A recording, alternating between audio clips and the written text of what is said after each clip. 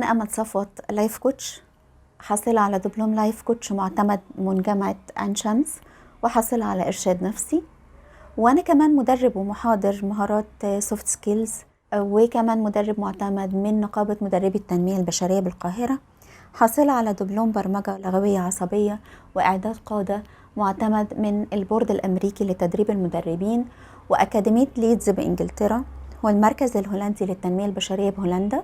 كمان حاصلة على برنامج العادات السبع للناس الأكثر فعالية شركة فرانكلين كوفي. حابة أتكلم معاكم النهاردة عن الكوتشنج.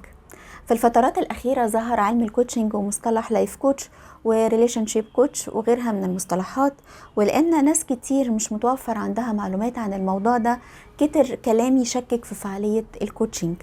تعالوا بينا نتعرف على أصل الكوتشنج ومفهومه ومجالاته ومين هو اللايف كوتش.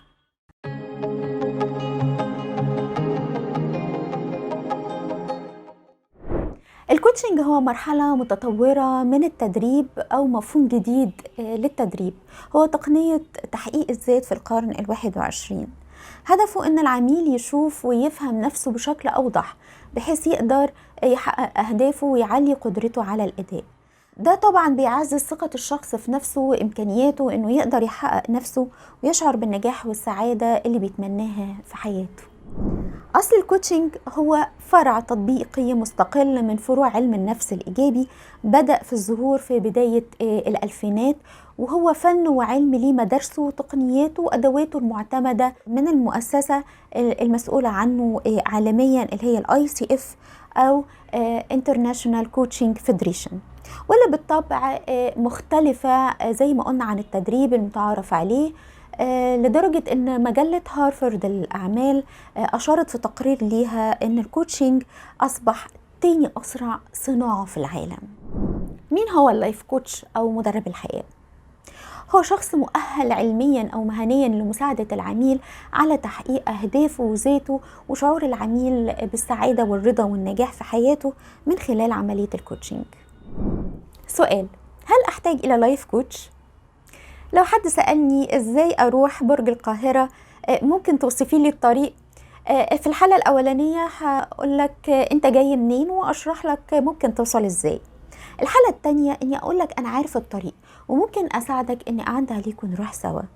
انك تمشي مع حد عارف الطريق دي حاجة تبعث على الامان. انت ايه اللي يريحك اكتر؟ هل ممكن امارس الكوتشنج مع نفسي؟ طبعا ممكن كل شخص يقدر يمارس الكوتشنج لنفسه، بس بعد ما يكون الكوتش مشي معاه في الطريق وساعده ازاي يفكر بطرق مجربة ومدروسة لتحقيق الأهداف، وتكون انت اتدربت كويس على الأدوات اللي تساعدك. مين ممكن اللي يستفاد من الكوتشنج؟ أي شخص عنده إمكانيات لكن مش عارفها كويس أو محتار ومش عارف يحدد أهدافه أو يحققها، عايز يعظم من أدائه وبالتالي إنتاجيته. ايه نظام جلسات الكوتشنج؟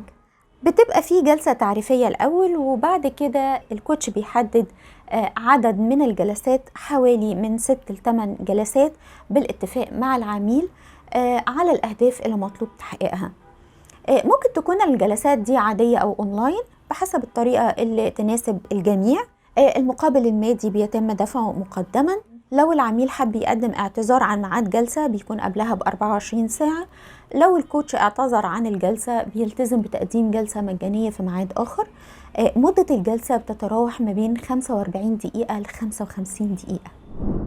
في النهاية أرجو أن يكون مفهوم الكوتشنج وصل لحضراتكم، وأكون جاوبت على الأسئلة اللي ممكن تكون بتدور حواليه.